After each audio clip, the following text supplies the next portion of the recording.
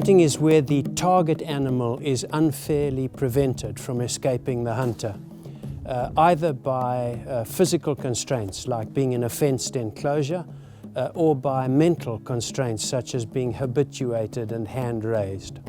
The canned hunting industry is a business model for cruelty to animals. That's what it's all about. That's what it's aimed at, that's what its goal is, that's what they're paid for.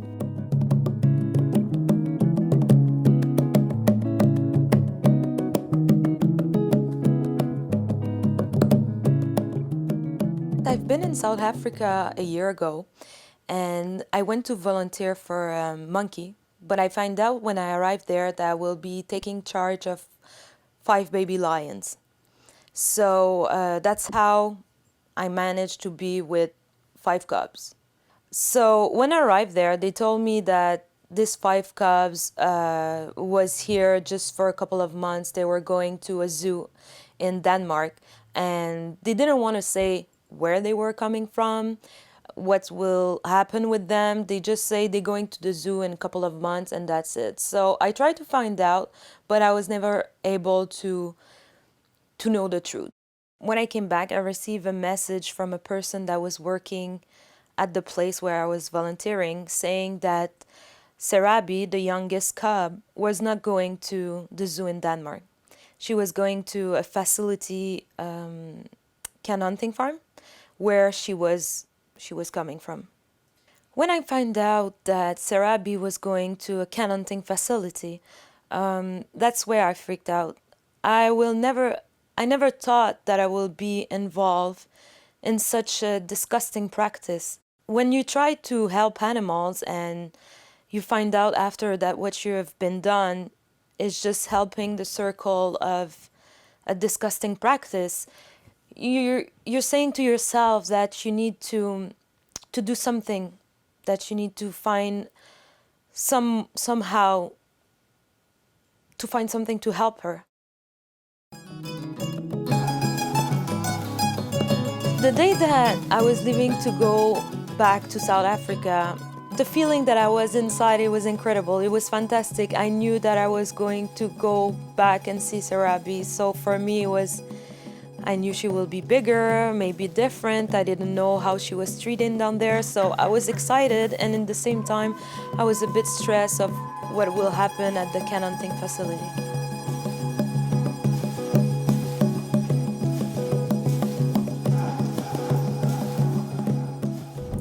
Okay, so now I am with Drew Abrahamson. We're going to get Serabie. We are in Bella Bella City. We woke up at 4 o'clock in the morning. We drove from Joburg to here. Unfortunately, we cannot bring the camera at the can hunting place because if you see the camera, the deal will be off.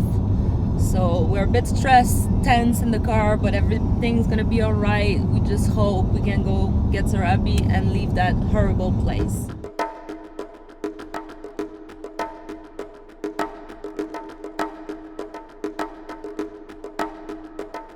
When we arrived there, we saw so many lions and 2 tigers.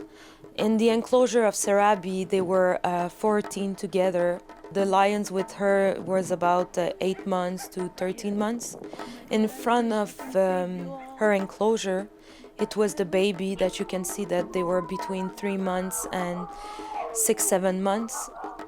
And in the back, far, far away, that you can see big lions. They were there waiting and looking at what was happening, and they were probably more at the age of getting shot. I just wanted to grab Serabie and get out of there because but to see all the other lions, it was, first of all, it was very painful because you know you're taking one, but all the others is gonna wait and is gonna get shot. So you're doing something good, but in the same time, you're taking her from the only family that she knows. So it was painful. It was really hard. When we finished the rescue, I had a hard time, to talk. I couldn't eat. I couldn't stop crying because for me it was I couldn't stop thinking of all the others lying down there.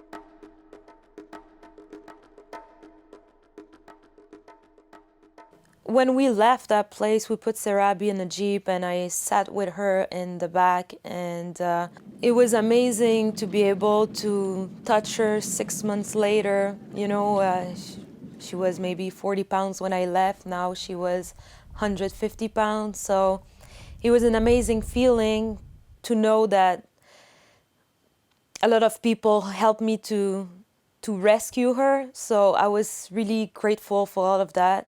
When we arrived at Hemoya Big Cat Sanctuary, it took her, she was starting to get awake, so we needed to quickly put her in the enclosure because it was hard for her, you know, she couldn't feel her leg, you know, when you're numb, so she was not able to stand up.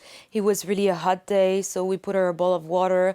Nobody wants to get close of her because she was quite aggressive, because at the cat hunting farm they were beating them with like a plastic tube. So now she was scared of human. When I find out about Serabie, what will happen to her, I did a lot of research about cat hunting, and I find out that one of the best person to reach was Chris Mercer. Is the top person that you can talk about because he's been since the 90s involved against cat hunting facility. We have nearly 200 captive lion breeders, call them lion farmers. Some of them hunt their own animals on their own properties. Others breed lions and sell them to other hunting operators to be shot either with bullets or with arrows somewhere else. You take a lion that's been raised in captivity, not always by humans, but sometimes by his mother. Okay, sometimes he's a little bit wild, and then they stick him in an area which is closed off, and then they shoot him. You know, sometimes it can be 100 hectares or maybe even less. You know, but it's not really a proper hunt, is it? Canned hunting is where any animal, but specifically we are talking about canned lion hunting here, is where a lion is put into a smaller enclosure, sometimes 1 hectare, 3 hectares, very often being sedated or drugged. A hunter comes into the enclosure and gets to hunt the lion and goes back home with a photo, trophy. He hunted one of the big 5. The big arguing point that the guys have with canned lion hunting is that it's only 1 lion that's been shot. So, I mean, you must take all that info and decide for yourself what's right and wrong, but it's definitely a bad practice to go and do it. The 2 schools of thought is that when you shoot a lion in the wild, you don't kill 1 lion, because normally you're going to go for the male, and then the new male coming in is going to kill the cub, so you've killed maybe 6 lions. Okay, so to farm them, which is I can't imagine, it's a horrible word, farm them for hunting, I don't know. Yeah. I'm not with either of it. That is a common fallacy put out by the hunting industry to justify an industry which is based upon cruelty to animals. The canned hunting industry is a business model for cruelty to animals. That's what it's all about. That's what it's aimed at. That's what its goal is. That's what they're paid for. So now they come along and they say, we are wonderful conservationists because for every tame lion killed, a wild lion is saved. And of course, it's just nonsense. People who come out and shoot a captive lion are not necessarily going to be given permits to go and shoot wild lions. Actually, if you banned canned lion hunting tomorrow, it would have no effect whatever on the hunting of wild lions. Permits would continue to be issued on the basis of what conservation structures consider to be the acceptable offtake of wild lion populations. So in short, it has nothing whatever to do with wild lion hunting. The canned hunting industry poses an enormous threat to our wild lion populations. Not only does it stimulate hunting, but one of the spin-offs from canned hunting is the ever-growing lion bone trade to Asia. Now, the big problem with that is that the Asians will not be satisfied with the bones of captive bred lions. The reason is that in Chinese traditional medicine, the bones of wild lions are regarded as more potent than those of captive bred ones. So the establishment of a thriving lion bone trade is going to impact adversely on wild lions in the form of increased poaching.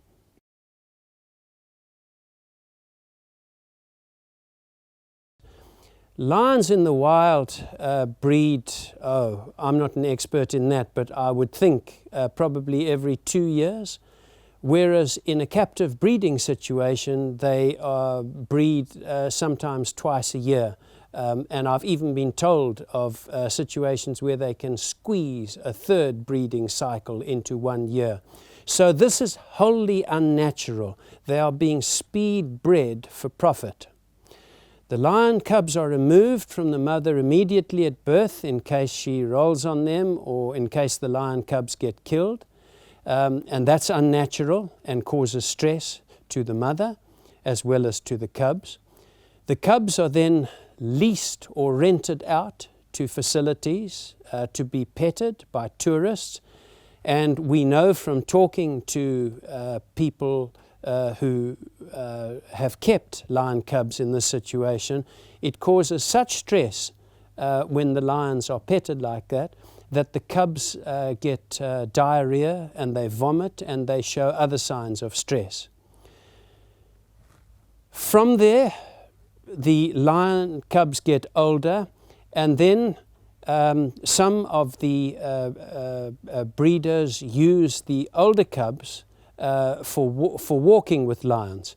Now, we don't have a problem with the walking for lions so long as the lions are content and so long as they live a comfortable life thereafter.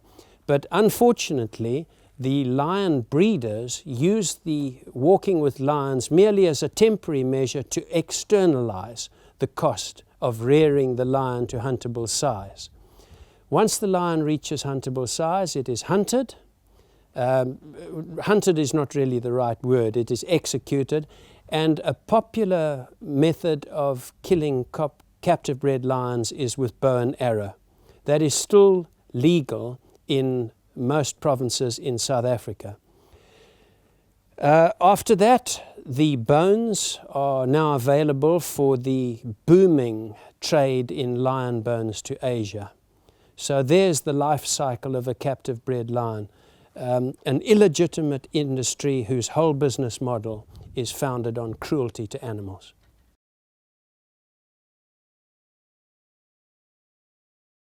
We do breed lions. Obviously, having cub touching, people being able to touch cubs is, you know, if you can give that to somebody and it stops them wanting to go hunting. You know, there's a big difference between hunting a buck and you put it in your fridge and you eat it, and hunting a lion. Hunting a lion is just for the trophy. So if you change one mind, for me that's pretty cool. It is also very difficult because most people don't make that connection. To them it is taking a photograph with a cub, telling people, putting the picture on Facebook, getting 64 likes. Not really making the deeper connection, not really realizing where these cubs come from, where they are going. If we could stop the breeding, we wouldn't have all these young lions put together in a small pen. If we could just stop the breeding. We need to stop cub petting, we need to stop doing breeding because they end up in zoo, can hunting farm. So that will not change if we cannot stop that. Avoid cub petting, because cub petting is a way that the lion farmers externalize the cost of rearing a lion cub to huntable size. And any good sanctuary in South Africa that is worth their salt is not going to allow interaction and cub petting.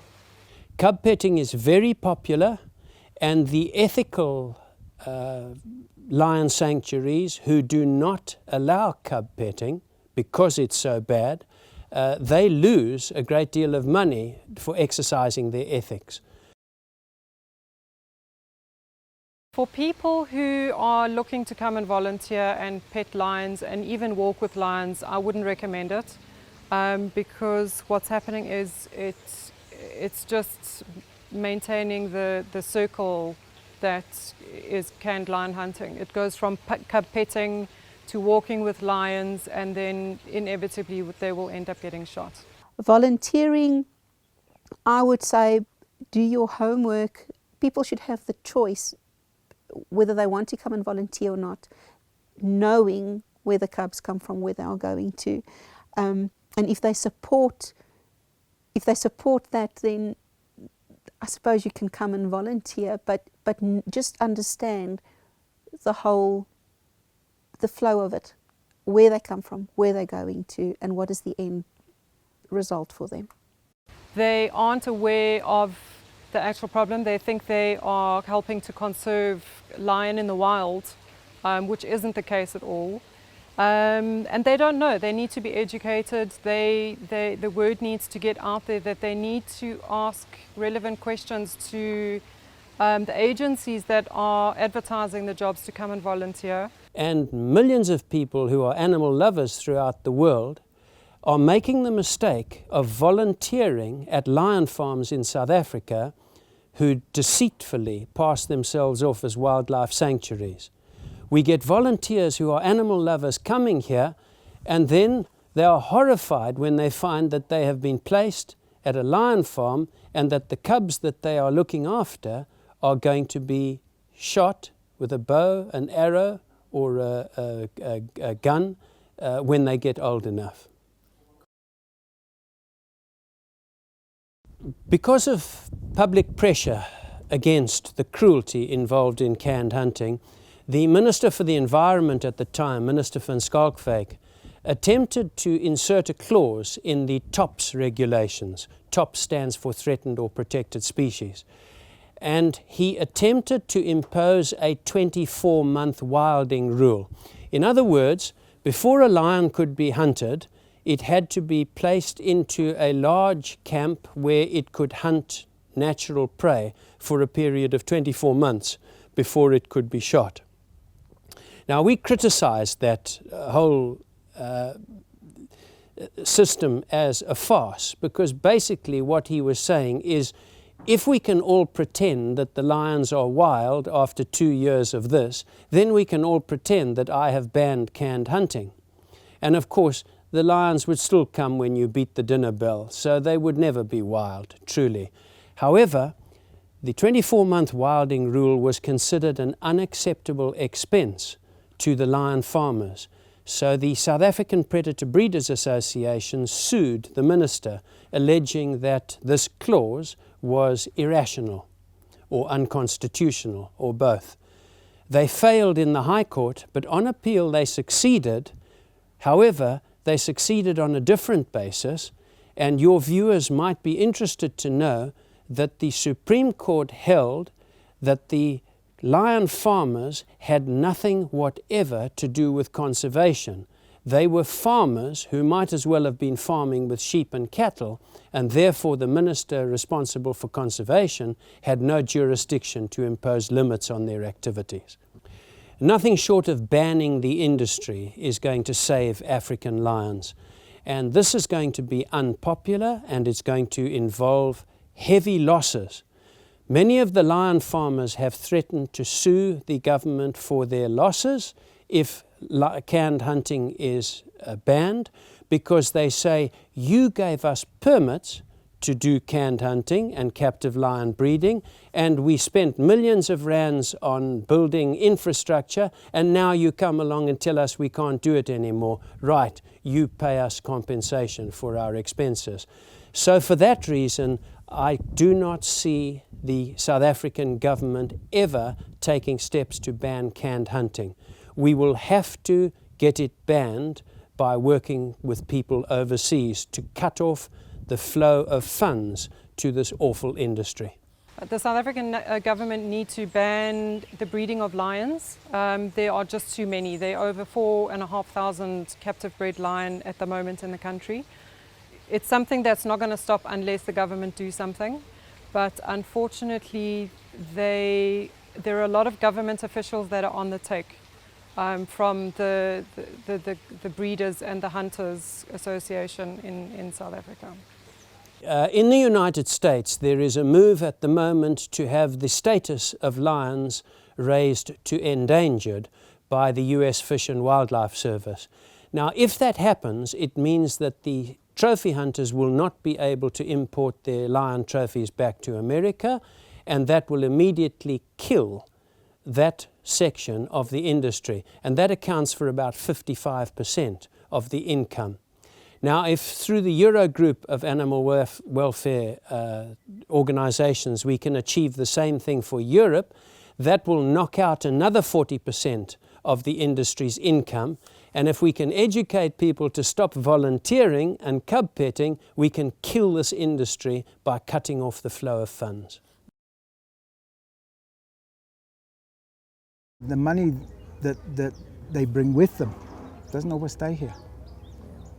9 times out of 10, they've paid 3/4 of the money into a bank account in America, in the States. You know, these guys go with a book, and they go all the way around all the hunting clubs. I can't point a finger at any individual captive lion breeder or any canned hunting operator and say that he's involved in foreign currency swindling, but it's perfectly legitimate to point out that there is a wonderful opportunity to take a portion of the agreed fee in payment for the sale of the lion into one's account overseas, and thereby avoid paying tax and build up a nest egg of money outside South Africa. And it would be surprising if some at least did not take advantage of that opportunity. The hunting industry, unlike ecotourism, enriches the hunting industry. It has virtually no beneficial impact to surrounding communities, whereas ecotourism resorts have a great deal of financial benefit for surrounding communities. There have been studies done for this, and statistics are available.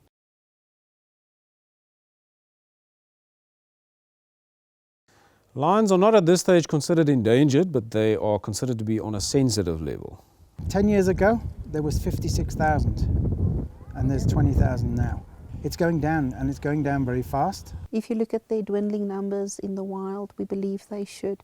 I think why they aren't is because they breed very easily in captivity, and they are simply not viewed as endangered, but we believe they should. They ought to be placed on the endangered list now, because there is an upsurge in poaching and they're reaching critical levels. But at the moment they're classified as Appendix 2 on CITES, which is the category below endangered. They should definitely be listed as endangered. If they are, then it would make things with regards to changing laws a lot easier for conservationists in South Africa. The US Wildlife and Fisheries Department need to list them as endangered, because if that happens, then the laws will change with regards to exporting the lion trophies into the United States.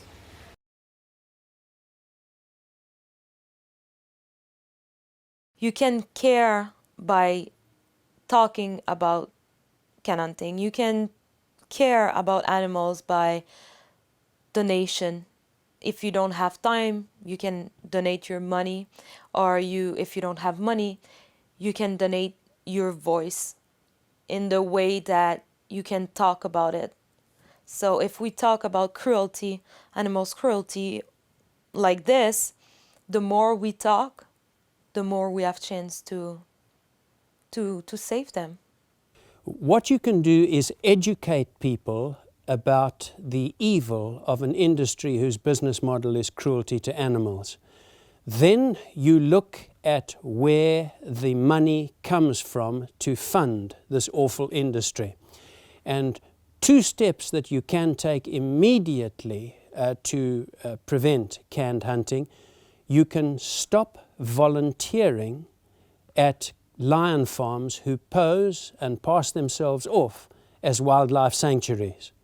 And the second thing you can do to help lions is to avoid cub petting, because cub petting is a way that the lion farmers externalize the cost of rearing a lion cub to huntable size. Stop supporting all the petting farms, because I don't know how many people have actually asked themselves the question, what happens to these cubs after they are too strong to be put in an enclosure with human interaction? What actually happens to them and where do they go? I think the biggest step would be just to inform yourself and stop supporting the industry. So you should always support ecotourism facilities and wildlife sanctuaries that do not breed predators and who do not allow cub petting. For Serabie, it's a happy ending. She's at Emoya Big Cat Sanctuary, owned by Minunet's daughter, and Drew. Emoya is actually for all the cats, so it would sway from, I don't know, servals to all the tigers. It's for any cat that actually needs a retirement, a retirement place. It's for any cat that needs a home, a forever safe home. The idea is, or was, to provide a home for retired animals from circuses or zoos that can't really look after big cats. It's a really wonderful place. She's with another lioness of her age named Chanel, that was a cub from Egypt. She's with 2 other male named To and Raka. They're not gonna do breeding, so that was a major concern with me, because I don't want that. She will live a wonderful life with her own pride in the huge place, so it's like in the wild. For her, it's really, really a happy ending. I'm happy for everything that people help me with.